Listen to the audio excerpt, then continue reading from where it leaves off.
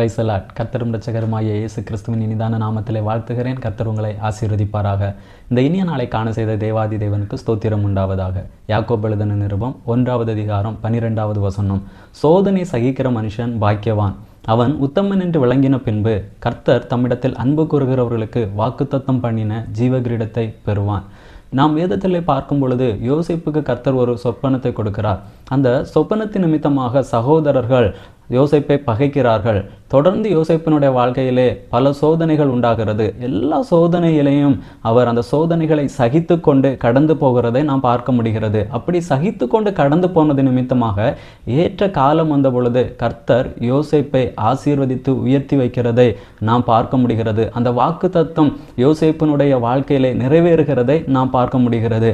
அதே போல பவுலுடைய வாழ்க்கையிலே நாம் பார்க்கும் பொழுது தன்னுடைய ஊழிய பயணத்திலே அநேக சோதனைகள், பலவீனங்கள், ஊழியத்தின் நிமித்தமாக பிரச்சனைகள் அப்படின்ட்டு அநேக சோதனைகளை பவுல் கடந்து போகிறார். எல்லாவற்றையும் கர்த்தருக்காக சகித்து கொண்டு அதை தாங்கி கொண்டு எல்லா சோதனைகளையும் கடந்து போனது நிமித்தமாக பவுல் சொல்லுகிறார் தீமோத்தேயுக்கு எழுதும் பொழுது, இது முதல் நீதியின் கிரீடம் எனக்காக வைக்கப்பட்டிருக்கிறது என்று. இவ்வளவு ஸ்ட்ராங்காக பவுல் சொல்ல காரணம் என்ன?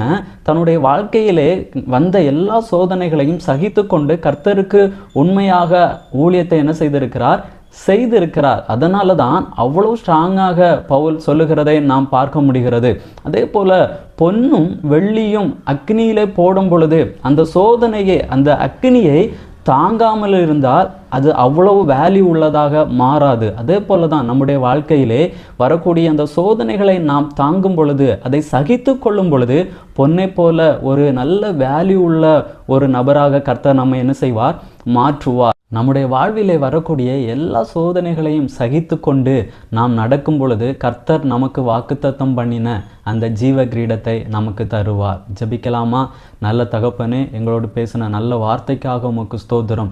சோதனை சகித்து கொள்ளுகிற மனுஷன் பாக்கியவான் என்று வேதம் சொல்லுகிறதையா. எங்களுடைய வாழ்க்கையில் வரக்கூடிய எல்லா சோதனைகளையும் சகித்து கொள்ள, அதை பொறுத்து கொள்ள கர்த்தர் எங்களுக்கு நல்ல கிருபைகளை தாரும். அந்த ஜீவ கிரீடத்தை பெற்றுக்கொள்ள எங்களை தகுதிப்படுத்தும். உம்முடைய நாமத்தை மகிமைப்படுத்தும். இயேசுவின் நாமத்தில் பிதாவே, ஆமேன். God bless you.